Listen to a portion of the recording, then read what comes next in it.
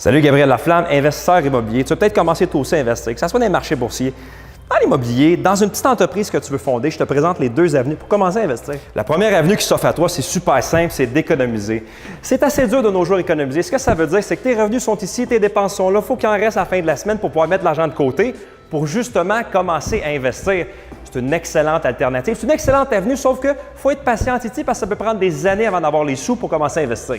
La deuxième avenue, je l'affectionne particulièrement, c'est d'augmenter ton revenu. Je te vois déjà me dire, Gabriel, je travaille 40 heures semaine, mon boss ne me donne pas d'heures supplémentaires. Comment tu veux que j'augmente mon revenu? Je le comprends, je l'entends. Je te donne 2-3 exemples de gens qui m'entourent, que j'engage moi-même dans mes projets, qui font justement ça, combiner 2 emplois pour investir davantage puis atteindre leur objectif. Yann, entraîneur dans un gym la semaine, soir et fin de semaine, il fait des planchers de revêtement de béton en époxy. Pierre, il vend des systèmes téléphoniques dans des résidences de personnes âgées. Soir et fin de semaine, il entraîne des athlètes de haut niveau. Alex, qui est pompier à la Ville de Montréal, et les soirs et les fins de semaine, avec son père, installe des planchers. Ces gens-là font quoi? Ils se sont creusés la tête et ont dit qu'est-ce que je peux faire d'autre comme job pour aller rassembler du revenu, pour mettre ça dans un pot puis justement l'investir maintenant ou l'investir dans le futur.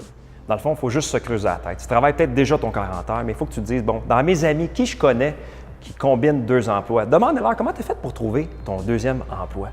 Puis j'ai une idée pour toi. La prochaine fois que tu es sur une terrasse dans un restaurant, chez Saint-Hubert, demande à la gérante, est-ce qu'ils engagent? Peut-être qu'ils vont réussir à donner un emploi soir et fin de semaine. Tu ne le sais jamais. Il faut que tu sois ouvert aux possibilités, que tu sois prêt à faire les efforts additionnels pour combiner 2 revenus, pour avoir plus de sous pour pouvoir commencer à investir plus rapidement. C'est sûr que l'économie, c'est bien, comme je l'ai dit au début, mais idéalement, tu veux augmenter ton revenu pour justement aller chercher les sous pour investir dans 1 an peut-être, au lieu d'attendre dans 5 ans.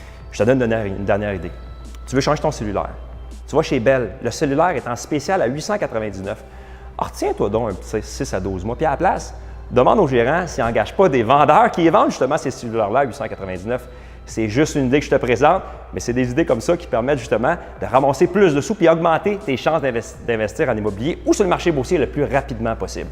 Tu as des questions sur quoi que ce soit sur l'immobilier, sur l'investissement, ma porte est toujours ouverte. Sinon, je te souhaite une bonne journée. Salut!